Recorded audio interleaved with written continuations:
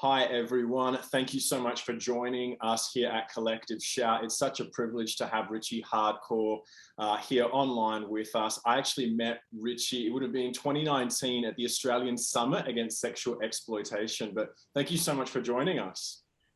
Oh, my pleasure, man. Thanks for being interested in talking with me. Richie, let's be honest, you're an interesting person. There's so much about you. I might just jump in for our viewers who may not be familiar with you, give them a little bit of an overview of who you are and the work that you do in New Zealand and how Melinda and Collective Shout and all of us came to obviously meet you and be a fan of your work and see the importance of it. And so for me, I know for me personally, I love that, Richie, you're so packaged so differently to me, which is what we need. We need male role models from across the spectrum that young boys can look up to. I'm certainly don't share your background or the tattoos, but for those at home listening, so Richie is a board member at White Ribbon New Zealand.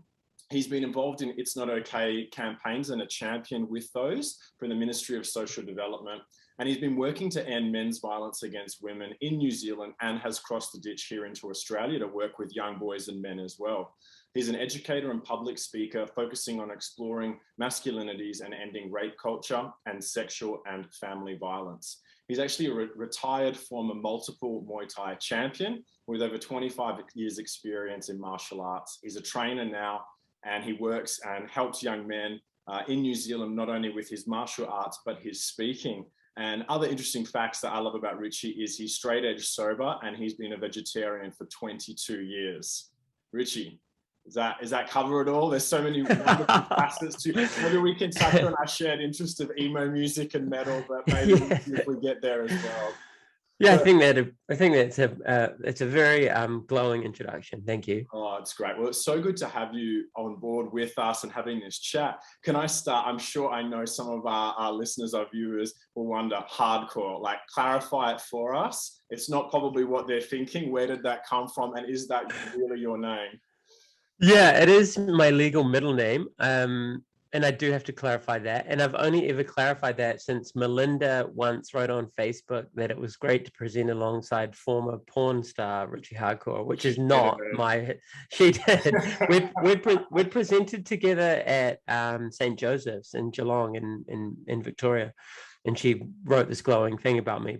Then I had to message you quickly and be like, oh, no, just to clarify, hardcore comes from the musical scene hardcore. And it was also my ring name when I was a fighter.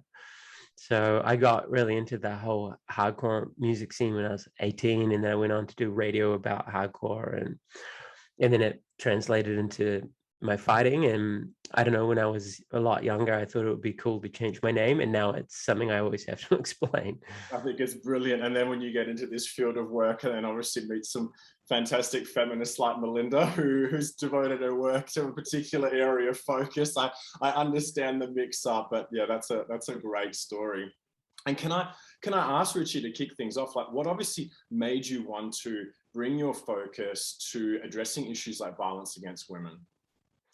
I grew up with family violence. I love my dad, but my dad is like a lot of men in that he didn't know how to deal with his emotions, and grew up in an era where men repressed their feelings to the utmost. So he struggled with depression his whole life and alcoholism as well, and that runs through my family history. So growing up with that sort of pretty deep dysfunction and trauma really, I guess, sensitized me towards I suppose women's issues, and then getting into the hardcore scene and a lot of the music and ideas around when I was in my formative years were politicized.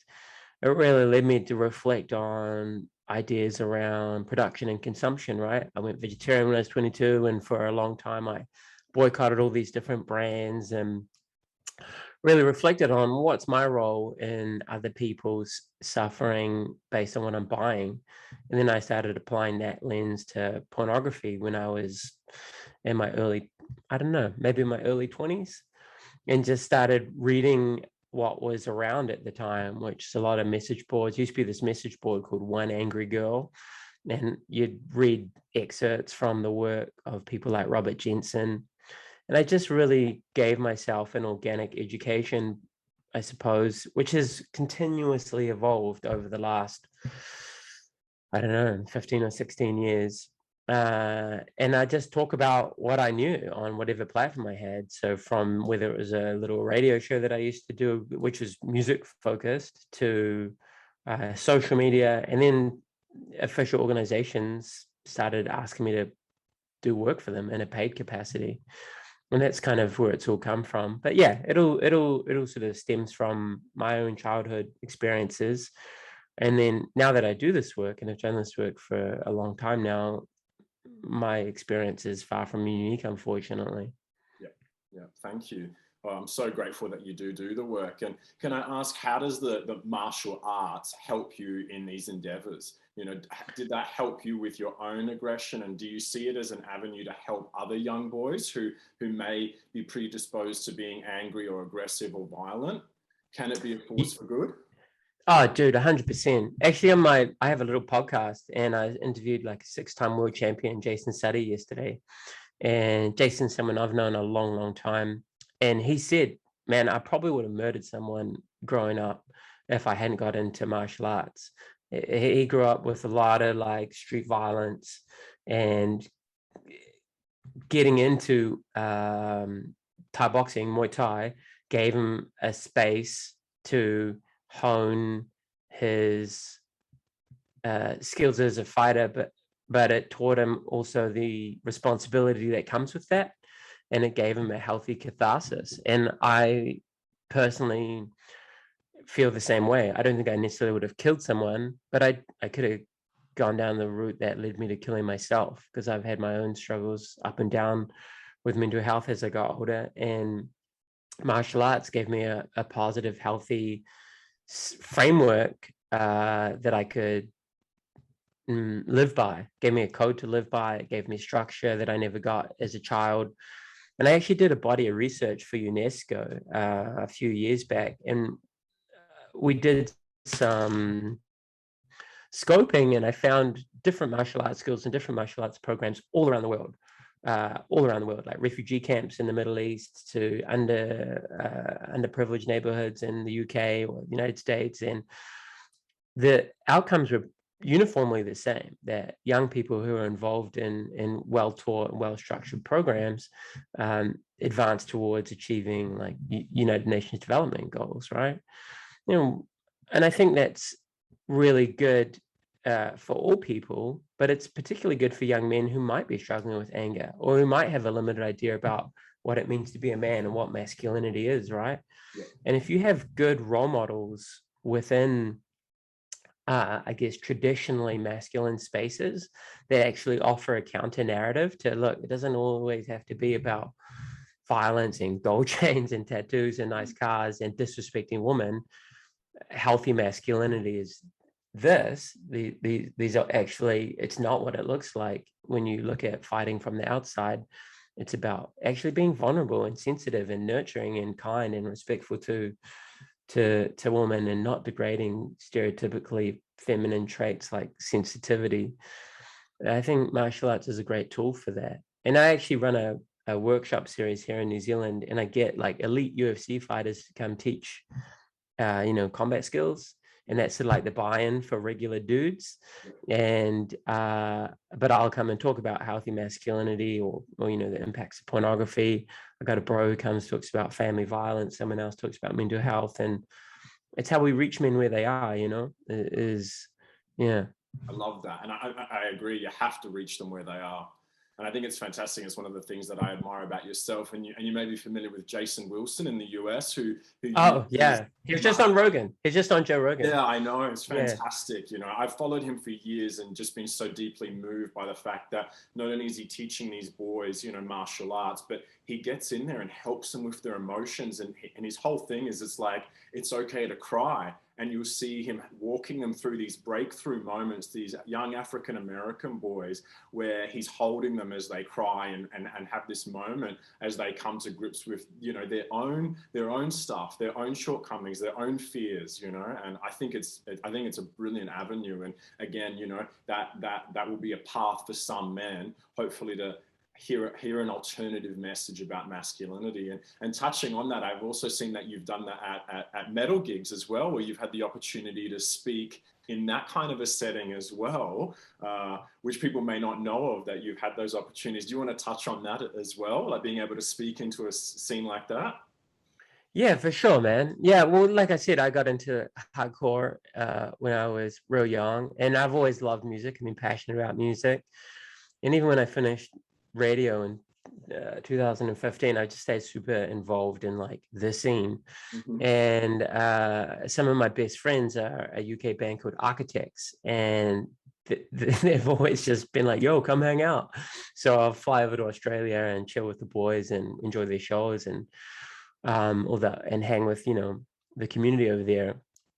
But at Unify Festival in 2019, I think they were like, "We want you to go on stage and talk about your work real quick," because a young woman had been raped at that festival, I think the year previously. God. And so they asked me to address a crowd of like 8,500 people or something. And I was really nervous. And but I went out there and said, "Yo, it's a men's issue. We need to talk with each other about harassment. We need to talk about what we're looking at, what we're listening to, and the jokes that we're making. We need to be mindful about consent. If you're out here hooking up with someone and they're really wasted, they can't give consent." It was like 2.5 minutes, right? And then they took me on tour the following year throughout Australia. I think we did like 5 shows, about 3,000 to 4,500 people every show. And look, I'll be lying if I said every talk was some Martin Luther King "I Have a Dream" speech. but people to this day still hit me up on Instagram about that. And That's awesome. And yeah, I'm grateful to take the message to where it's not heard about. And I think that's one of my frustrations with progressive culture now, is it's often very siloed, and it's often very judgy and excluding and hyper political. And it's not about bridging the divides, and it's not about reaching people where they are. There's kind of like a purity to it, where actually you have to be like, can I swear on your show? Sure, let's go for it. Well, regular dudes who are into sports and heavy metal and stuff, they swear and they cuss, and I'm not going to swear on your show because I can tell that you don't want me to swear on your show. I was like, I'm okay with it. Like your listenership, yeah. No, it's all good. We'll see. But like, I'm from like a working class neighborhood, right? And there's no point in, and I've, changed how I talk when I went through university, and I adjust my register accordingly, right? But if I'm going to go out and talk with people where they are, there's no point in me using a whole bunch of hyper academic social justice jargon. I need to be able to speak how I grew up speaking in order to be relatable and have the message understood, right? Absolutely. And so going to metal shows or working with martial artists or whatever then like it's so funny for me not to speak. That's how it has to be done, man. And I get really frustrated these days that there's this kind of expectation that people are suddenly going to like spontaneously develop a completely different worldview and understandings without having patient conversations. That's right. And that's the thing, is like genuine. And I said this, and I posted it publicly on my socials a couple of years ago, that like genuine transformation takes time. And we want that. We want genuine heart transformation. We don't want just someone saying the right things just because they know that that's what's, in vogue. We actually want to transform the heart and make sure that men are here, because it's like, no, like it's inconceivable for them to treat a woman poorly because they've been so on a journey to respect and see the dignity and humanity in women.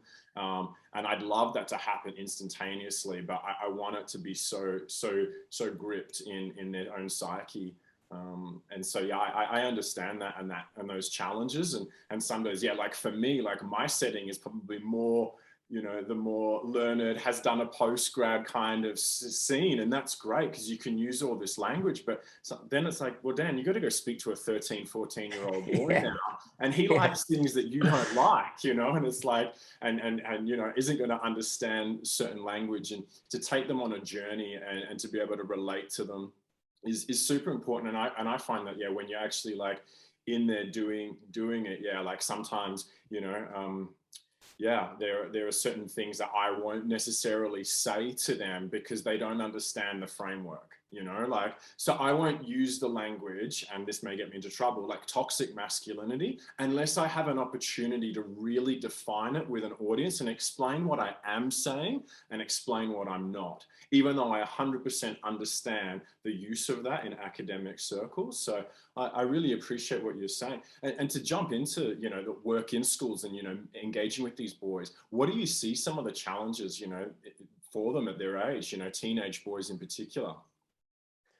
Yeah, okay. Well, yeah, I'm doing my master's degree in masculinity right now. And I totally agree with what you're saying, because I'm not going to go to a boys' school or a co-ed school, because I work with co-ed schools and I work with young women too, and use a lot of the hyper academic jargon, or, you know, phrases that have come from academia like toxic masculinity, and use that without the ability to unpack that. I used to when I started, because I didn't reflect on it, but it's a term that's become so, I guess, weaponized by social media and social media activism, that it actually creates a knee-jerk defensive reaction from the people that you want to open up, right?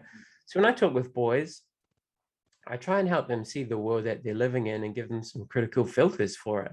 Because if we don't do that, then they're just going to absorb everything as a given, and that's can be really damaging. And I actually have come to the point where I have a lot of sympathy for boys and men. I used to be this really pissed off, sort of angry activist with my social media rants. But again, now I'm actually doing the work. There is a real difference between the stuff people say on social media about behavior change and attitudinal change and belief change, and how the actual work looks.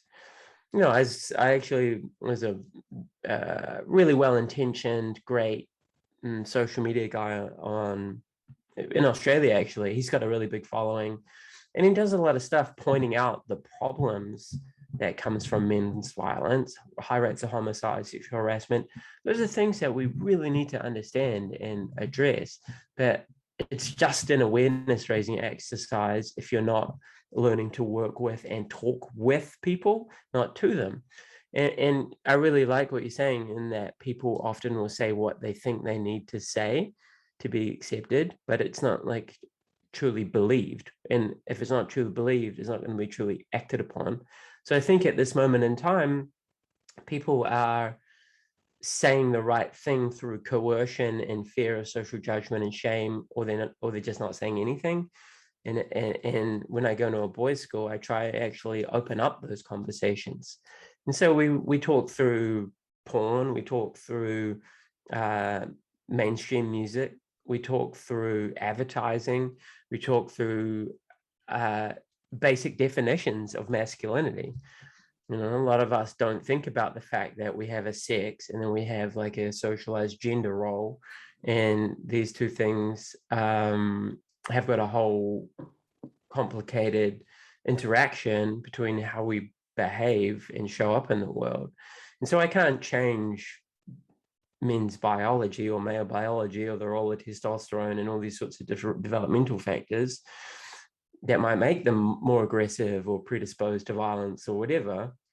But we can change socially how boys and men believe they have to show up in the world. Yeah, absolutely. And they don't have to follow these scripts that are, you know, disrespectful towards women, that are all about the primacy of violence as a problem-solving tool, about emotional stoicism and yada yada, because it's bad for men. If I can reach them on that level, if I'm like, yo, you're more likely to kill yourself, you're more likely to die by homicide, you're more likely to commit homicide, you're more likely to be incarcerated, you're more likely to die in a car accident. Also, you're more likely to beat up your partner or be abusive towards your children, or do you know what I mean? If these are the sorts of things that we need to unpack, because if our role is to end men's violence towards women, and I believe it is, we need to have those conversations too. But they might not always get it, because it was not me, I'm not going to be violent. But it's about helping unpack the culture from which we're all part of creating or breaking down. Yeah, yeah. Yeah, you touched on something so important that I want to pick up on, which is the notion of these scripts that they're being fed by culture. And that's something that I love. It's like trying to give them those critical literacy skills to step back and look at the messages that they're receiving. That's something that I know that Melinda and I try to do here in Australia, is like get them to just challenge those scripts. For you, is there like kind of a penny drop moment for the young boys where in a sense they recognize they've actually been sold a lie as to how they're supposed to be in the world? Penny drop moment. We talk about porn, right? And talking about porn's awkward because when you're talking about porn, you're talking about masturbating and teenage boys or teenagers, teenage girls. You know, it's embarrassing to talk about masturbating when you're a kid. It's embarrassing for adults too, right? And so we break I talk down about it so often. I ruin like dinner parties talking about this stuff. But yeah, let's go. I'll pretend to kind of clutch my pearls and be a little bit awkward. But the point I'm making is that we kind of joke about it and, you know, have a couple of funny memes up there or whatever. But then we do a breakdown. There's a really good video resource that I use that I asked some people in Los Angeles to use. And it's a group of men and they have to read several scripts. And they have to decide, is this a Me Too story? Is this a true story of sexual assault, sexual harassment? Or is this a porn scene? Yeah, wow. And it's a really well-produced video. And there's a bit of laughter in the middle of it. And then the scripts continue. And then you always, I've given this talk to tens of thousands of people now. And you always hear the silence. Like you hear the silence come when the men saying, I think this is a porn scene, or I think this is a crime. And, you know, it's about half crime, half porn. And then it obviously turns out to be a porn. And then we ask, well, what does it say about our culture when you can't distinguish between crime and gendered violence and fantasy, or something that's sold as fantasy? Oh, yeah, sold as fantasy. Yeah, and that's kind of becomes like an empathy tool, right? That's right. Because and if we can get boys and men to reflect on what they're consuming and how it's shaping their sexuality from an empathetic lens, that I think that goes a long way. And kids get that. No one wants to grow up to be a rapist or abuse their partner. And many young people commit crimes almost unaware that they're committing a crime because they're following the scripts that porn teaches them, which is to never ask for consent, to never check in, to normalize coercion, to normalize aggression. And that plays out. That plays out in our statistics. It plays out in the anecdotes I'm sure you and Melinda have heard. It's played out in the stories I hear working in schools. And that breaks my heart because when your early sexual experiences are so damaging, that can have really long lasting psychological and developmental impacts. And I think another exercise that I've used is one that I get from Jackson Katz, who's an American-based educator. He works like the military and police and stuff. It's a good one, man, because I was given this talk once and then this young man said, oh, but we have International Women's Day, you know, like there really isn't any problems for women anymore. And I was like, yo, the Katz exercise. And so we got the whiteboard. Yeah. What, and do you know the exercise? I think if we're talking about the same one, but tell it. Okay, young men in the room, what do you routinely do to avoid sexual harassment or sexual assault on the way home? And they all say nothing, or they joke about not going to jail because, you know, it's normal to joke about rape in jail. And then we ask young women, and it always makes me cry. Like, again, I've done this talk like a million times, and I cry having 13, 14, 15, 16-year-old girls tell me all about all the things they do to avoid being sexually harassed or raped on the way home. Yeah. Including not going running, not going to shows. You know, I always look for a light on. I look for a house that looks safe. I cross the road when I go past a construction site. And again, that becomes a pin drop moment. Yeah. Because when we can help boys and men understand the very real limitations that women and girls have to have placed on their life because of male behavior, they kind of get it. And I'm also really quick to go, it's not because you're a boy, it's not because you're male, it's because we socialize boys and males this way, right? It's really important to go, look, you're not inherently a bad person or inherently going to act badly because of things you can't change about yourself. But when we buy into these ideas and we recreate these scripts, then we're a problem. But we can change. You know, I've worked with men who have committed heinous crimes, been incarcerated for long periods of time, and now they're some of the most passionate and educated violence advocates, right? Like anti-violence advocates. So all people are capable of change, but how do we help people not need to change? How do we preload it, you know, from a preventative lens? Yeah, preemptively, how do we work with young boys before they form these scripts? And I think you touched on so many things just then that are so important in terms of highlighting, that impact of porn. And one of the things that you said is something that haunts me is you've mentioned, like, boys don't know that they're actually committing crimes or sexual harassment or sexual assault because it's been so normalized and conditioned. And likewise, sometimes, you know, one of the tragic realities is after we give a talk in schools, we have young girls come up to us and they realize for the first time that's what has happened to them actually constitutes sexual assault, sexual harassment.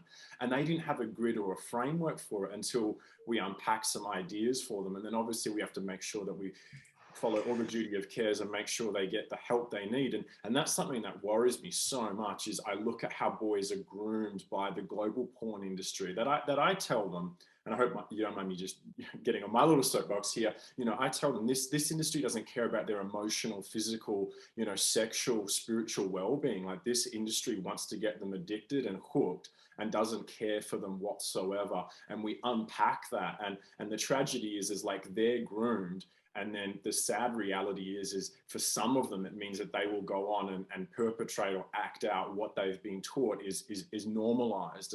And that for me is trying to undo and unpick that and to cultivate empathy and to spend that time in working with them in workshops to get them to humanize women, to be able to look at them and engage with them in such a way that treating them any other way without respect is just like, it's not on the table anymore.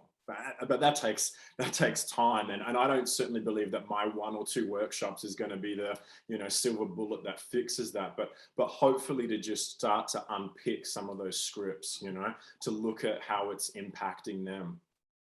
Yeah, bro, that's totally it. It's the humanization process of the conversation, right? So much of dominant media narratives objectify women.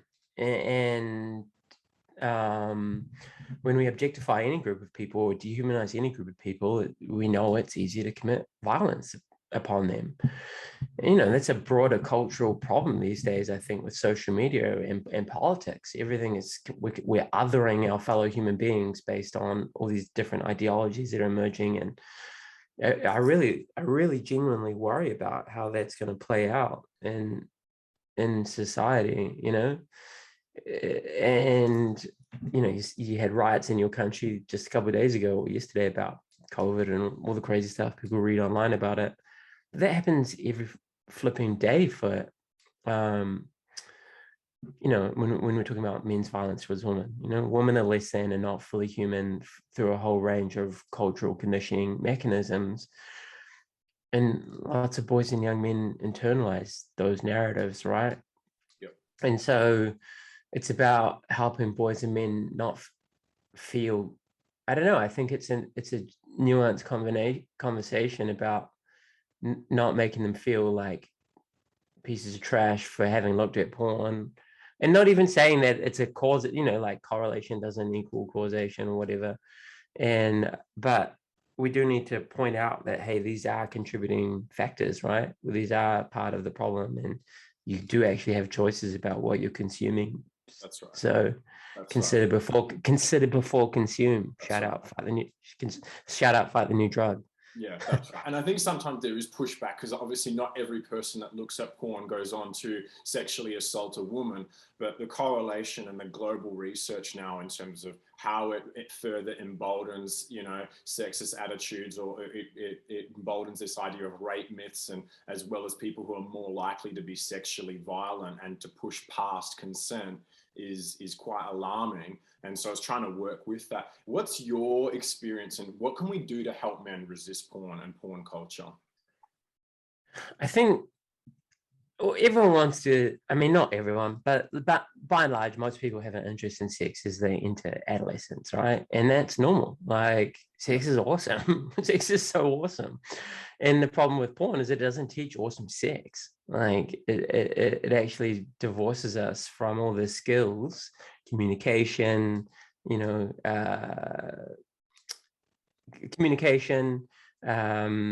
empathy, intimacy, all the things that make sex like truly amazing, right? Yeah. Shared pleasure, and so, preferencing the other shared person. pleasure, yeah, exactly, all that stuff.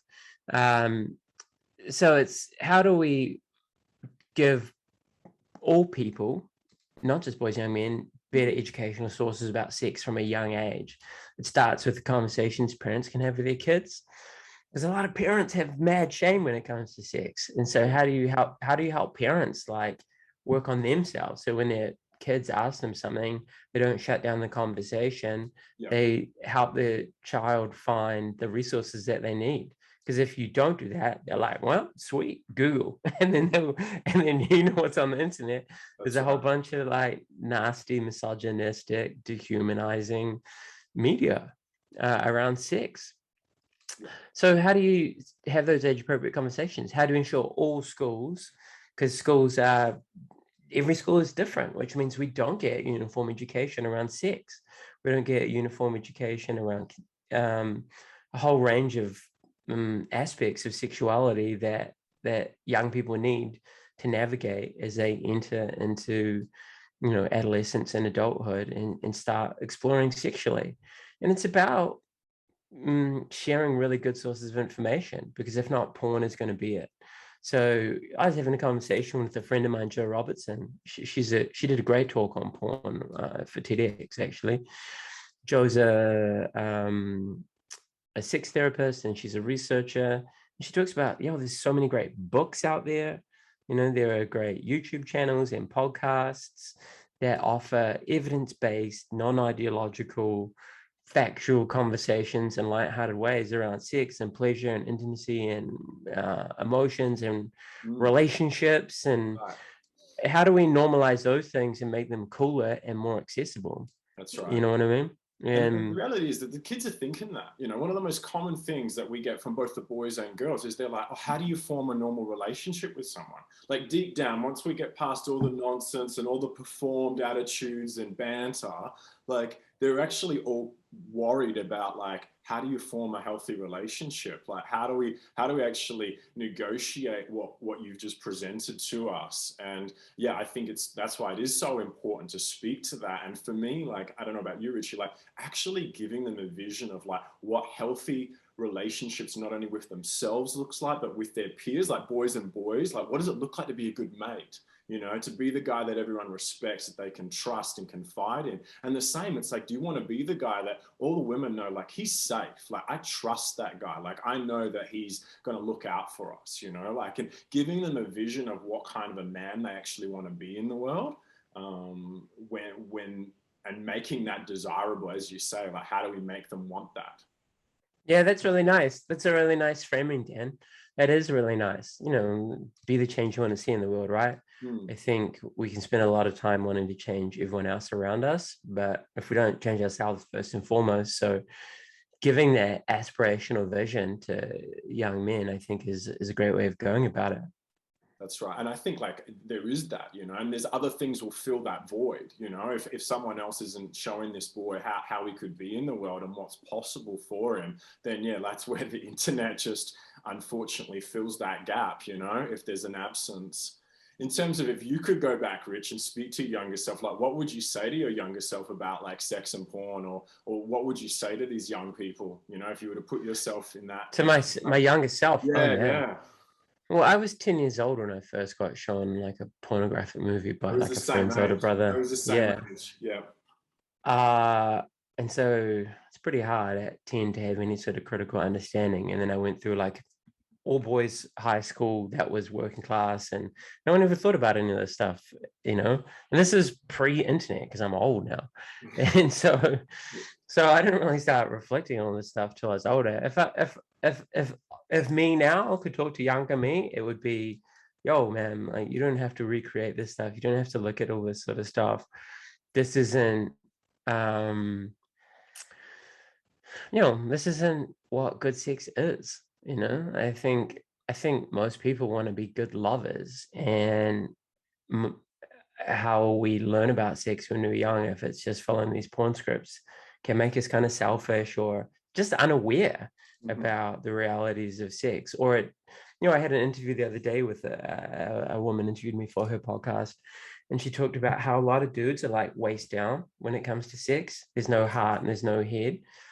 And I think I definitely was like that as a young man. I was quite divorced from my emotions when it came to sex. It was performative to some degree. It was stuck in its physicality, and I'm sad about that. If I could talk to young me, I'd be like, yo, man, sex is a whole body, whole person experience. And by whole body, I mean like your heart and your mind as much as everything else, like if you want to, I don't think you have to get married to every person you have a sexual experience with, but you should always endeavor to have an awareness of, I know this sounds probably really old fashioned, but sex has become so devalued into so transactional now, right? That we've it means nothing. It's just another throwaway thing. That's right. It's just any other recreational activity. Yeah, it's just any other, and that's all good, man. Like if you're doing it from a good place, if you're doing it from a place of strength and connection, and you're not trying to fill up your emptiness by using other people with sex, I think there's space for that if you're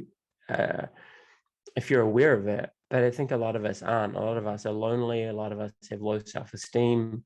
That's right.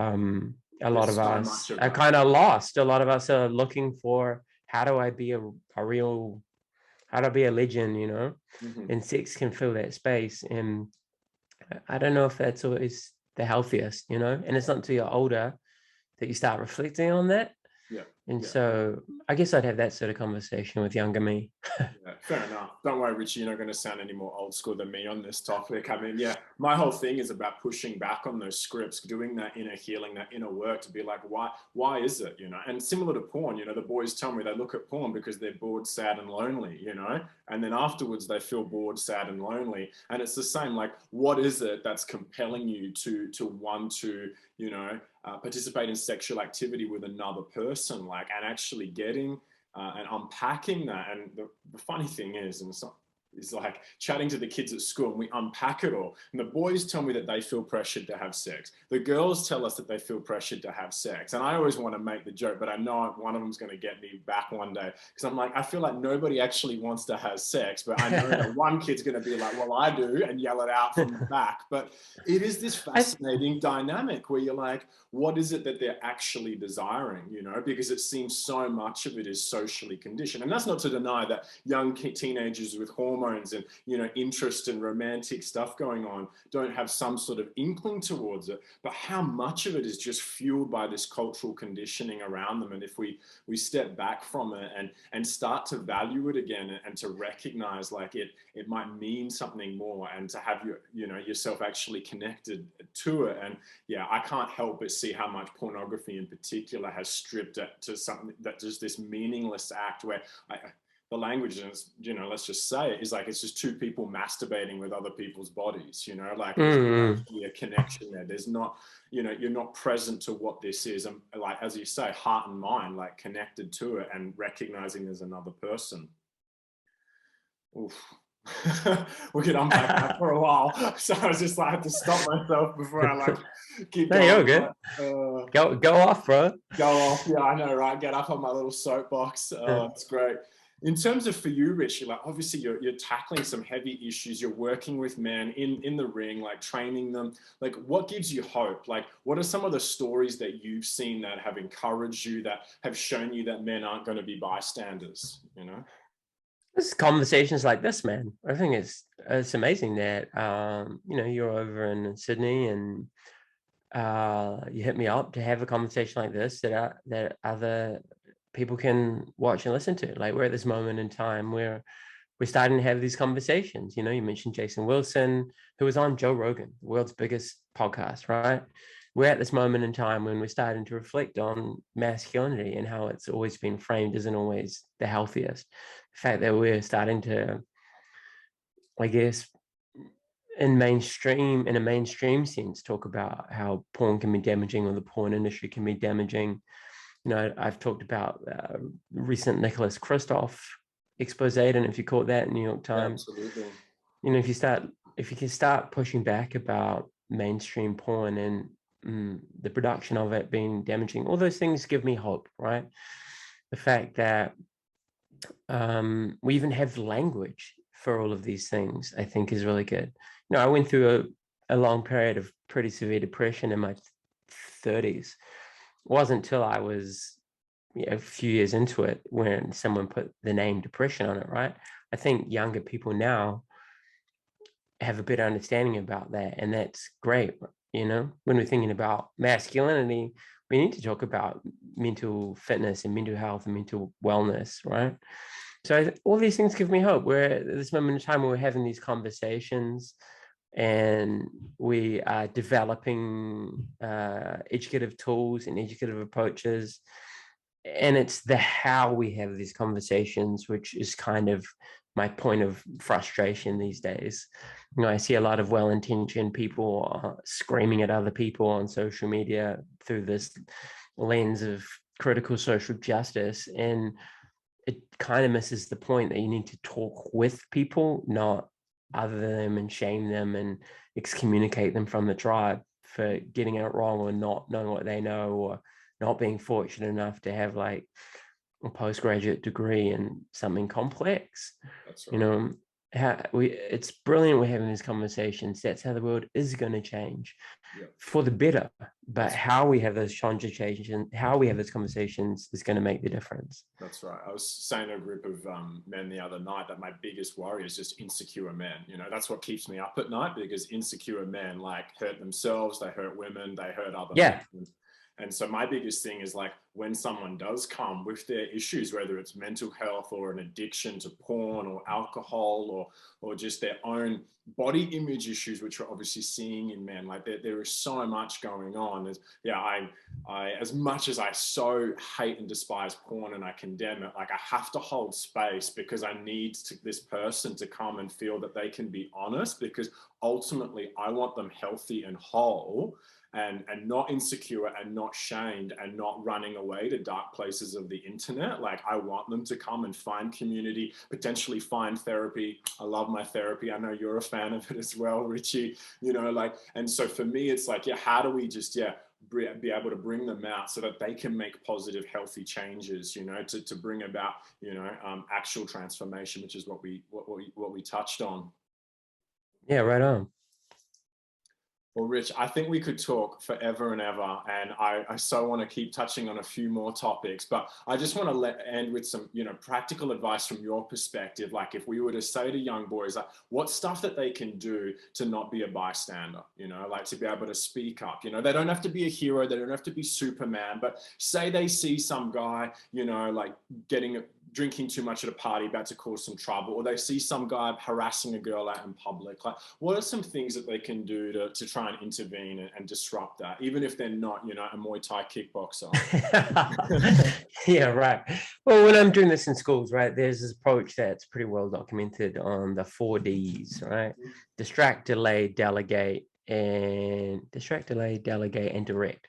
Yeah. So if you don't feel, so a direct intervention, if you're being an active bystander, is if you see a young man hassling a young woman or hassling anyone, right? Guys are dicks to other guys too. and you feel it's safe for you physically to get involved, but oh, hey man, what's up? Just start a conversation with them. It changes the dynamic. Or get a friend and start a conversation with them. You know, if you don't feel capable of doing that, delegate is one of the D's. Go talk to a bouncer. Go talk to the cool guy who's captain of the rugby team or whatever at the party, who might come and do the right thing, and appeal to that sense of human decency. Hey man, this bro over here is hassling someone. Can you come have a word with them? You know, delay as if you know or you think something bad has happened to someone and hitting them up. Hey, you know, you haven't been at school, or I heard this rumor and I was just really worried about you. How can I support you? Instead of saying, do you need help? Because then people can say yes or no, but an open-ended question, how can I support you? How can we find some advice for you, you know, that's professional? So if something has happened to someone, they're not left dealing with it by themselves. Yep. Direct, delay, delegate, and distract was the other bystander intervention tool that they talk about, which is just doing something to distract someone from the scene that they might be in. I don't know, however outlandish you want to make that. Setting off a fire alarm, I don't know. But it could be calling someone's phone. Like if your friend is at the other end of the bar, maybe calling them and they have to answer their phone, that's enough to change the dynamic that they can extricate themselves from a difficult conversation. I also think when we're talking about like rape culture, it's about giving boys and men the courage and the social permission to be a circuit breaker for sexist jokes or jokes about sexual violence, or a bro's like, oh, yo, man, I took this photo of this girl that I slept with, I'm going to forward it to all the boys. When you say, nah, bro, that's gross and that's illegal and that's revenge porn, or and hitting them up and challenging them about that stuff, that's what we need to do as well. Because that tangible stuff I'm talking about, a guy hitting on a girl who's really intoxicated at a bar, or being pushy, or whatever it may be, that comes from a culture of ideas, right? Like this is a physical manifestation at the top of the pyramid of tangible harm. That's right. And that emerges from this whole amorphous mass of ideas and values and behaviors. And if we can challenge one another about this stuff, that's going to stop this stuff. So I think that's where it works out too. When a bro makes a joke that's sexist, or a woman are at the base of, and it's not just a harmless joke, when you know there's a values transmission in that, that's when you talk with someone. I'm not big on the whole screenshot it, put it on Twitter, look at this person, they're a bad person. It's more like send them a message like, oh, hey bro, maybe you didn't think about it, but when you make a joke like that, this is kind of what you're saying, man. I think that's really important for us to do. Absolutely. And I'm so grateful, and we know we're also grateful for the work that you're doing, Rich. And I can't wait. Hopefully lockdowns will end. We'll be able to cross the ditch one way or another and collaborate again, because we love the work. And like I said, my heart for this series, and obviously you're the first one kicking us off on reimagining masculinity, and challenging porn culture, is that we're going to have lots of different guys from all different walks of life, so that people can see that there are lots of men of goodwill who we may not agree on everything, but we collectively are trying to help other young boys and young men to think well and then to live well in this space and to make better decisions. And I'm so grateful for your unique contribution to it all. And thank you so much for your time today. Yo, right on, man. Thank you so much. I appreciate it. Same back at you, man. I know you really are truly passionate about this work, and it's tiring work, and it can be difficult, and particularly when you're in the public space and social media. So, yo, right back at you, man. I really appreciate what you're doing and how you do it, and I hope we connect again over in Australia, preferably though. Come over here. We'll welcome you. I want to come to your country. I like it over there. Right. Yeah. Thanks, Richie. All right. Thanks, Dan. Peace.